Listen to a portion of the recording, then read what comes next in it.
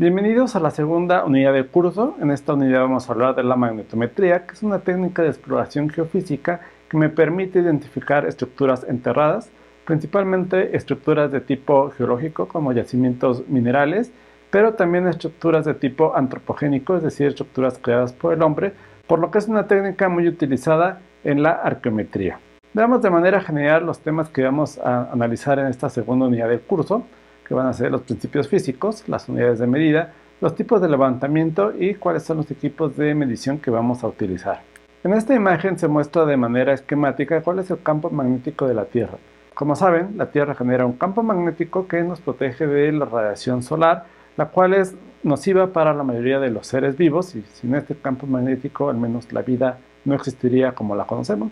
Como ven en esta ilustración tenemos que las líneas de campo magnético salen del polo sur y entran por el polo norte. Esto nos genera un efecto que es muy llamativo, que son las auroras boreales. Después vamos a hablar brevemente hacia el final de esta unidad. Y vean que tiene una inclinación que va a ser diferente a la del eje de rotación. En la unidad anterior hablamos de la inclinación que tiene la Tierra, que actualmente es de 23 grados y medio.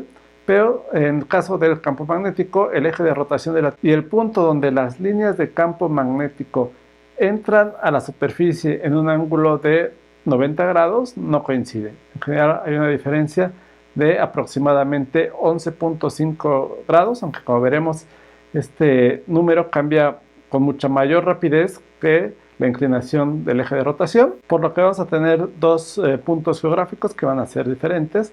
Uno va a ser el norte geográfico y el otro va a ser el norte magnético. Vamos a hablar de la historia de manera muy breve.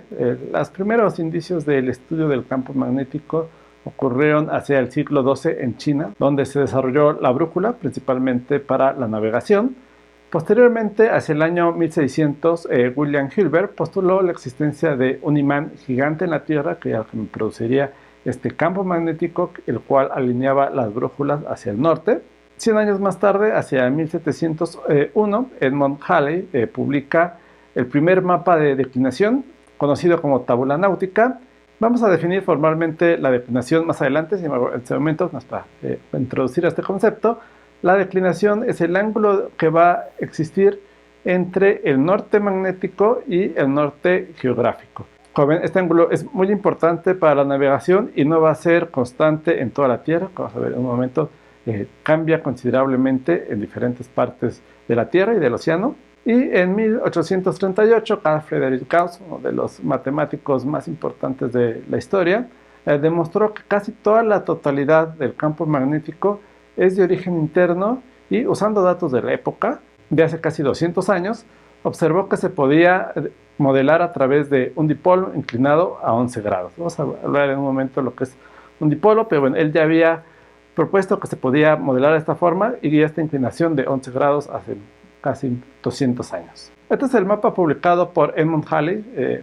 Les pido que hagan una pequeña pausa y hagan un zoom para que vean las líneas que indican cuál va a ser en un determinado punto de la Tierra la declinación. Es decir, la brújula no va a apuntar hacia el norte geográfico, sino va a apuntar al norte magnético, pero esta diferencia entre el polo geográfico y el porte magnético observado a una cierta longitud y latitud no va a ser constante. Como ven, este mapa era de suma importancia para la navegación. Algunos otros datos históricos: Richard Oldman en 1906 y Bernard Gutenberg, ambos sismólogos bastante destacados, demostraron la existencia de un núcleo externo de baja viscosidad. En otras palabras, lo que descubrieron es que el núcleo externo de la Tierra era líquido. Es un descubrimiento sumamente importante, y a partir de la abundancia de los elementos metálicos, principalmente obtenidos a través del análisis de los meteoritos, se infirió que el núcleo estaba formado de estos dos elementos. Casi el 90% de los elementos que forman el núcleo interno es hierro y níquel, más un 10% de otro elemento que aún no se sabe con certeza qué elemento es. Es un tema de investigación activo en la actualidad. Y en 1936, Inge Lehmann, una mujer de origen danés, hizo un descubrimiento sumamente importante. Fue la existencia de un núcleo interno sólido. Y esto nos permitió de una manera tener los elementos necesarios para modelar de mejor manera cómo es que se forma el campo magnético. Ya en los años 40, Sir Edward Pollard, mejor conocido como Teddy, propuso el modelo del geodinamo, que es una teoría de la que vamos a hablar posteriormente en este curso, y es la que me permite entender por qué existe el campo magnético. Vamos a ver algunas similitudes y diferencias del campo gravimétrico que vimos en la primera unidad y el campo magnético. Ambos son campos potenciales, es decir, yo puedo definir una función. En el caso de la gravedad era energía por unidad de masa. En este caso va a ser energía por unidad de carga. Por lo que se ponen aplicables las ecuaciones de Laplace y de Poisson. De estas ecuaciones no hemos hablado hasta el momento. En términos generales están explicadas en el diagrama que ven al fondo de sus pantallas y que me dice que el laplaciano de un potencial, en el caso de la gravedad, que va a ser igual a la ecuación de Poisson, va a ser igual a 4pi ρ, que es la densidad, por la constante gravitacional. En el caso del campo magnético, el laplaciano siempre va a ser igual a 0 y esto va a tener implicaciones muy importantes. Vamos a verlo con palabras en qué consisten las ecuaciones de Poisson y las ecuaciones de Laplace. Imaginen que yo tengo una masa, la masa de mi apuntador, yo lo encierro en una superficie imaginaria y el laplaciano lo podemos transformar a una integral de superficie y podemos ver el número de líneas de campo que entran. Entonces, en el caso de la gravedad va a ser igual a 4 veces pi por ρ por g, porque siempre vamos a tener líneas de campo que entran y que están apuntando hacia la masa.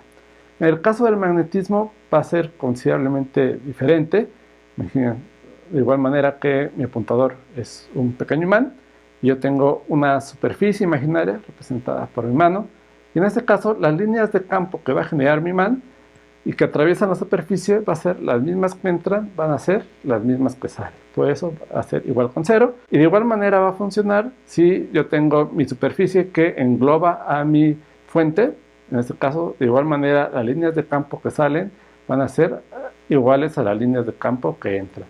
Esto se le conoce como ecuaciones de Poisson y ecuaciones de Laplace respectivamente. En ambos casos podemos hacer una expansión en esféricos armónicos para modelar el campo potencial. Si sacamos el gradiente, vamos a tener, en el caso de la gravedad, va a ser la aceleración gravimétrica, y en el caso del magnetismo vamos a obtener el campo magnético. En ambos casos se puede reducir a una geometría simple, pero son necesarios componentes de mayor orden para obtener una buena descripción del campo, en este caso del campo magnético. Cuando hablamos de gravedad, vimos que casi el 100% de la gravedad observada corresponde a la gravedad producida por una esfera. Las pequeñas desviaciones que calculamos las obtuvimos a partir de considerar que era una elipsoide y la distribución interna de masas, pero casi la mayor parte era producida por la esfera. A diferencia del campo magnético, lo vas a discutir en videos posteriores, la mayor parte va a ser el dipolo, pero también necesitamos otros términos de mayor orden para poderlo calcular con mejor precisión. Vemos ahora las diferencias. En gravedad las masas siempre van a ser positivas, al menos en la física clásica todas las masas son positivas, no tenemos masas negativas. Y en magnetismo, también en el magnetismo clásico, vamos a ver que tenemos que tener cargas, pueden ser positivas o negativas, las cargas eléctricas, pero las cargas magnéticas siempre van a estar acompañadas de una carga positiva magnética y una carga negativa magnética. Esto, al menos matemáticamente, se ha observado que no hay nada que contradiga la existencia de únicamente cargas positivas o negativas, pero no se han observado en la naturaleza, al menos hasta ahora. Y el campo gravitacional vamos a ver que decae en 1 sobre r y la atracción gravitacional en 1 sobre r al cuadrado. En cambio, el potencial magnético dipolar va a decaer entre 1 sobre r cuadrado, mientras que el campo magnético va a decaer más rápidamente, que va a ser 1 entre r al cubo. Y vamos a ver que la dirección y fuerza del campo magnético varía con el tiempo debido a procesos internos y también a procesos externos, principalmente a la influencia del Sol y al campo magnético producido por el Sol. Por último, vamos a ver que la variación del campo magnético va a quedar registrado en las rocas. Este es un resultado muy importante y que vamos a discutir más adelante cuando las rocas se enfrían por debajo de lo que se conoce como la temperatura de Curie, que son aproximadamente unos 500 grados centígrados. Las rocas en la superficie, como sabemos, están muy por debajo de los 500, pero en el manto la presión induce a que tengamos temperaturas mucho mayores, a estos 500 grados, por lo que no tenemos campo magnético en el manto, que lo vamos a discutir en un video próximo. En estas ecuaciones ven cómo podemos nosotros escribir el potencial magnético a través de una sumatoria de esféricos armónicos. Si lo comparan con la ecuación que habíamos obtenido anteriormente para el campo gravitacional, ven que es una ecuación mucho más compleja. Tenemos elementos que no habíamos considerado anteriormente y que en este caso sí vamos a tener que considerar. Esto se puede escribir de una manera relativamente más simple, usando lo que se conoce como la notación de Einstein, que dice que índices repetidos van a indicar una suma, y se puede escribir de esta forma, donde los factores I y M van a corresponder a contribuciones de fuentes internas, pero también a contribuciones de fuentes externas. A diferencia de la gravedad, no vas a tener L igual a 0. En este caso, en la gravedad, L igual a 0 correspondería a la esfera, que si lo consideramos. En este caso, esos términos no los vas a considerar porque no tenemos monopolos, como lo discutimos anteriormente. Estas son algunas de las variables que vamos a utilizar en esta unidad. Como ven, es bastante más complejo. Anteriormente únicamente teníamos el potencial gravitacional y la aceleración. Ahora tenemos un mayor número de campos vectoriales y propiedades del material. Anteriormente, para la gravedad únicamente habíamos considerado la densidad. Ahora vamos a considerar al menos 3 elementos más. Vamos a mencionarlos brevemente.